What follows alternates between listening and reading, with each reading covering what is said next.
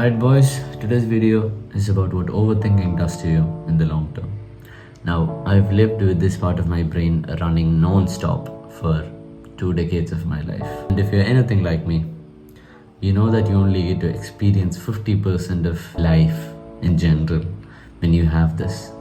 50% less opportunities, 50% less success, 50% less stories, 50% less value. Now we can divide this video into 3 parts: the past, the present, and the future. Now, you know what overthinking has done to you in the past. It has gotten rid of so many opportunities for success, for stories, for experience. Because if you had just said yes, if you had just went forward with it without thinking, without thinking and just acting, then you may have had more stories to tell, more experience. You may have had more success. But now you're filled with this regret in your heart that, oh, I didn't do enough. Ladies and gentlemen, it's true when they say you only regret not doing. Now, number 2, the present. Overthinking still clouds your judgment. Overthinking still clouds the actions that you take even now. You still miss out on opportunities because you refuse to take action, because you refuse to say yes to something challenging. And you miss out on all of these values and experience, and you will come to regret it later on in the future.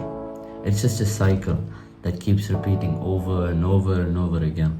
Now, what overthinking does to you in the future is when things get a little scary.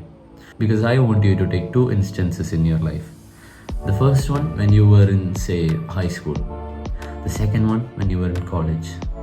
Look back and tell me which one of these moments have you had the most regret in?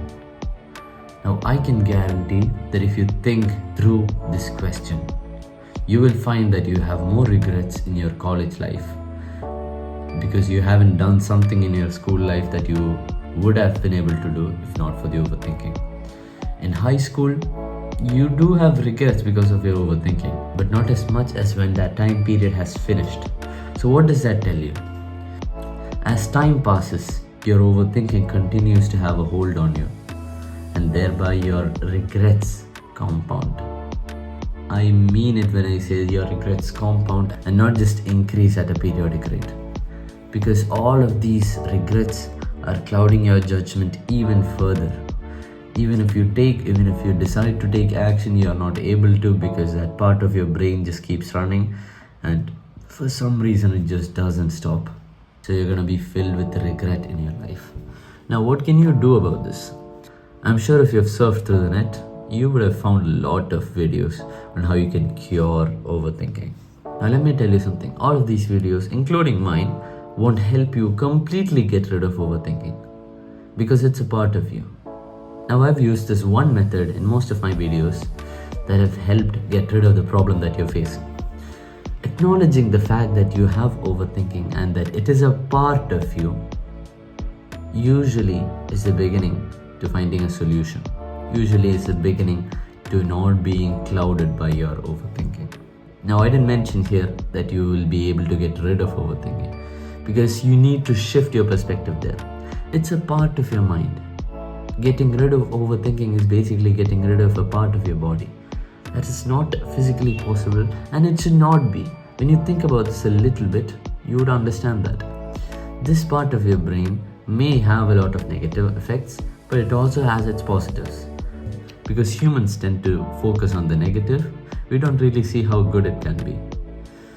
There are instances in your life where overthinking has actually saved you, but you just don't focus on them. You need to consciously remind yourself of the times that overthinking has saved you and try to look at the parts where overthinking has filled you with regrets with a new point of view. Yeah, I may have had my regrets, but that's part of my life. I will try to get more active in the future, but even if I fail to do so, I won't blame my overthinking. I will learn to forgive myself. Forgive yourself. Because the moment you start to forgive yourself, the moment you learn to forgive yourself, is when you really grow. Is when you know that you don't have to hate yourself all this time. You don't have to let overthinking be a calamity in your life. you can accept it. It becomes a beautiful part of you that you need to hold on to. So, ladies and gentlemen, work hard, work on yourself, and become an existence worth remembering. Subscribe.